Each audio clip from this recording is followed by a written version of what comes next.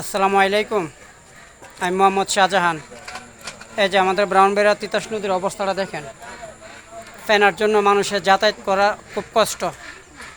ওই পারের লোকগুলো এই পারে আসতে পারে না, খুব কষ্ট। এই যে দেখেন নদীর অবস্থাটা দেখেন। ডাইনে বামে ময়লা পালায়া পানি যাইতে পারে না। নদীর অবস্থাটা দেখেন, কি অবস্থা নদীর। দুর্গন্ধ, মানুষে অসুস্থ হয়ে যেতেছে। এই যে দেখেন নদীর অবস্থাটা দেখেন। পানিগুলা কিভাবে যাবে?